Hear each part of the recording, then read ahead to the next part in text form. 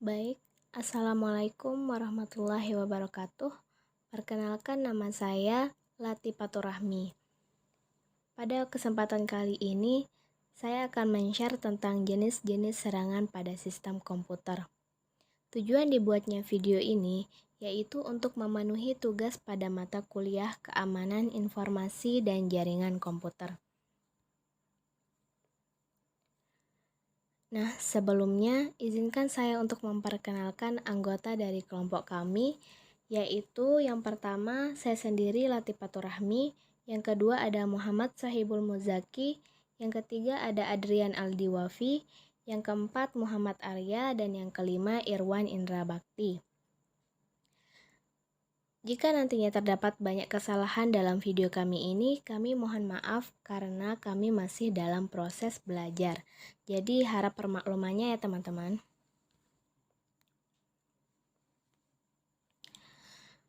Sebelum kita masuk ke dalam materinya jenis serangan jaringan pada sistem komputer, perlu kita ketahui dengan berkembangnya teknologi keamanan jaringan seperti saat ini, ternyata perlindungan sistem Anda tidak dapat sepenuhnya dijamin. Ada beberapa cara penyerang akan mengganggu sistem Anda seperti membanjiri lalu lintas jaringan sehingga Anda dapat menggunakan sumber daya di server Anda dan server Anda tidak dapat menjalankan fungsinya dengan benar. Untuk sistem jaringan yang mempunyai keamanan canggih, sistem keamanan jaringan tersebut tidak mungkin aman 100% dari penyalahgunaan sumber daya atau serangan sistem jaringan dari para pencuri dunia maya atau hacker. Berikut ini adalah macam-macam serangan pada sistem komputer. Jadi silahkan disimak baik-baik ya teman-teman. Yang pertama ada spoofing.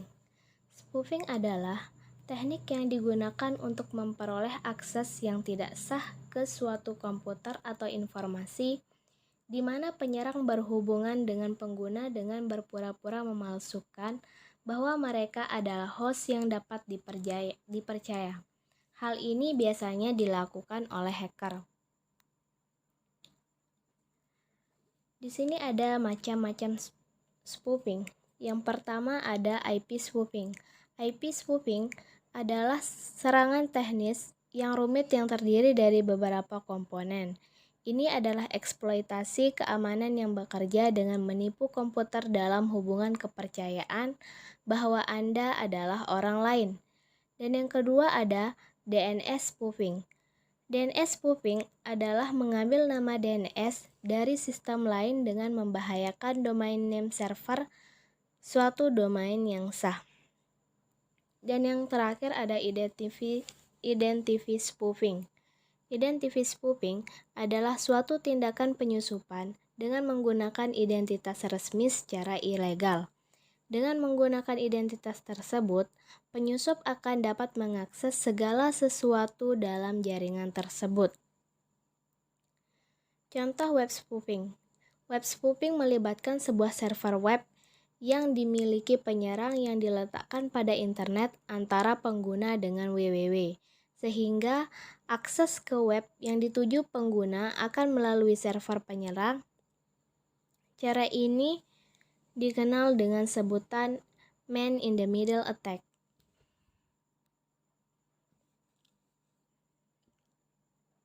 Yang kedua ada DDoS atau Distributed Denial of Service.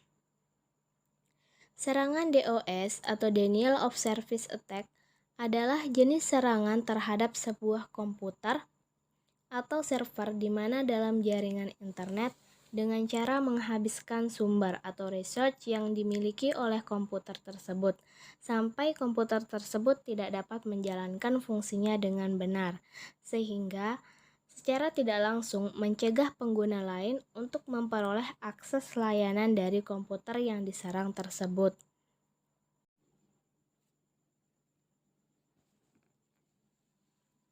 Dalam sebuah serangan denial of service, si penyerang akan mencoba untuk mencegah akses seorang pengguna terhadap sistem atau jaringan dengan menggunakan beberapa cara berikut.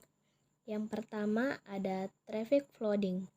di mana si penyerang akan membanjiri lalu lintas jaringan dengan banyak data, sehingga lalu lintas jaringan yang datang dari pengguna yang terdaftar menjadi tidak dapat masuk ke dalam sistem jaringan.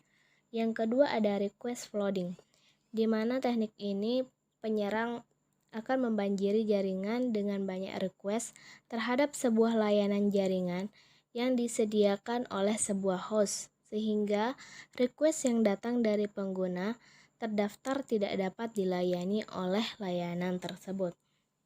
Dan yang terakhir, dengan menggunakan komunikasi antara sebuah host dan kliennya yang terdaftar dengan menggunakan banyak cara, termasuk dengan mengubah informasi, konfigurasi sistem, atau bahkan perusakan fisik terhadap komponen dan server. Jenis yang ketiga ada sniffer. Sniffer paket atau penganalisa paket atau bisa diartikan pengendus paket. Dapat pula diartikan penyadap paket, yang juga dikenal sebagai network analyzer atau Ethernet sniffer. Ialah sebuah aplikasi yang dapat melihat lalu lintas data pada jaringan komputer. Dikarenakan data mengalir secara bolak-balik pada jaringan, aplikasi ini menangkap tiap-tiap paket dan kadang-kadang menguraikan isi dari RFC atau request for comment atau spesifikasi yang lain. Berikut adalah paket-paket yang terkenal. Yang pertama ada Wireshark, TCP/DUMP, Etheril, Ethercap, DSNF, Etherpik, dan Aeropik. Jenis yang keempat ada DNS poisoning. DNS poisoning merupakan sebuah cara untuk menembus pertahanan dengan cara menyampaikan informasi IP address yang salah mengenai sebuah host, dengan tujuan untuk mengalihkan lalu lintas paket data dari tujuan yang sebenarnya. Cara ini banyak dipakai untuk menyerang situs-situs e-commerce dan banking yang saat ini bisa dilakukan dengan cara online dengan pengamanan token. Teknik ini dapat membuat sebuah server palsu tampil identik dengan cara server online banking yang asli. Oleh karena itu, diperlukan digital certificate untuk mengamankannya agar server palsu tidak dapat menangkap data autentifikasi dari nasabah yang mengaksesnya.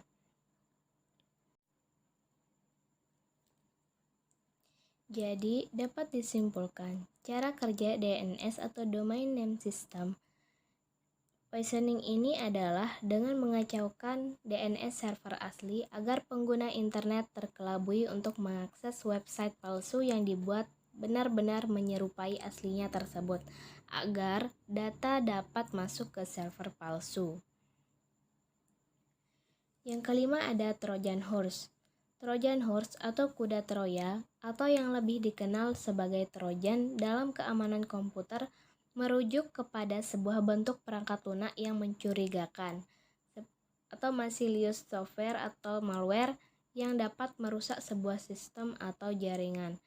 Tujuan dari Trojan adalah memperoleh informasi dari target melalui password, kebiasaan user yang tercatat dalam sistem log, data, dan lain-lain, dan mengendalikan target atau memperoleh hak akses pada target. Berikut adalah cara kerja dari Trojan. Trojan berbeda dengan jenis perangkat lunak mencurigakan lainnya seperti virus komputer atau worm karena dua hal berikut. Yang pertama, Trojan bersifat stealth atau siluman dan tidak terlihat dalam operasinya dan seringkali berbentuk seolah-olah program tersebut merupakan program baik-baik. Sementara virus komputer atau worm bertindak lebih agresif dengan merusak sistem atau membuat sistem menjadi crash. Yang kedua, Trojan dikendalikan dari komputer lain atau komputer attacker. Kebanyakan Trojan saat ini berupa sebuah berkas yang dapat dieksekusi, yang dimasukkan ke dalam sistem yang ditembus oleh seorang cracker untuk mencuri data yang penting bagi pengguna. Trojan juga dapat menginfeksi sistem ketika pengguna mengunduh aplikasi dari sumber yang tidak dapat dipercaya dalam jaringan internet. Aplikasi-aplikasi tersebut dapat memiliki kode Trojan yang diintegrasikan di dalam dirinya, mengganggu komunikasi antara sebuah host dan kliennya yang terdaftar dengan menggunakan banyak cara, termasuk dengan mengubah informasi konfigurasi sistem dan bahkan perusakan fisik terhadap komponen dan server. Ada beberapa jenis Trojan yang sering beredar, antara lain pencuri password. Jenis Trojan ini dapat mencari password yang disimpan di dalam sistem operasi dan akan mengirimkannya kepada si penyerang yang asli. Selain itu, jenis Trojan ini juga dapat menipu pengguna dengan membuat tampilan seolah-olah dirinya adalah layar login. Yang kedua, ada pencatat penekanan tombol. Jenis Trojan ini akan memantau semua yang diketikkan oleh pengguna dan akan mengirimkannya kepada penyerang. Selanjutnya ada tools administrasi jarak jauh. Jenis Trojan ini mengizinkan para penyerang untuk mengambil alih kontrol secara penuh terhadap sistem dan melakukan apapun yang mereka mau dari jarak jauh, seperti memformat hard disk, mencuri atau menghapus data, dan lain-lain. Selanjutnya ada DDoS Trojan atau zombie Trojan. Jenis Trojan ini digunakan untuk menjadikan sistem yang terinfeksi agar dapat melakukan serangan penolakan layanan secara terdistribusi terhadap host target. Selanjutnya ada Trojan virus, yaitu Trojan yang mengimbuhkan dirinya sendiri ke sebuah program untuk memodifikasi cara kerja program yang diimbuhinya. Dan yang terakhir ada cookie stuffing. Ini adalah skrip yang termasuk dalam metode Black Hat, gunanya untuk membajak tracking kode penjualan suatu produk, sehingga komisi penjualan diterima oleh pemasang cookie stuffing. Yang keenam ada SQL injection. SQL injection adalah jenis aksi hacking pada keamanan komputer di mana seorang penyerang bisa mendapatkan akses ke basis data di dalam sistem. SQL injection yaitu serangan yang mirip dengan serangan XSS dalam bahwa penyerang memanfaatkan aplikasi vektor dan juga dengan komen dalam serangan XSS. SQL injection exploit dan sejenisnya adalah hasil interfacing sebuah bahasa lewat informasi melalui bahasa lain. Dalam hal SQL injection, sebuah bahasa pemrograman seperti PHP atau Perl mengakses database melalui SQL query.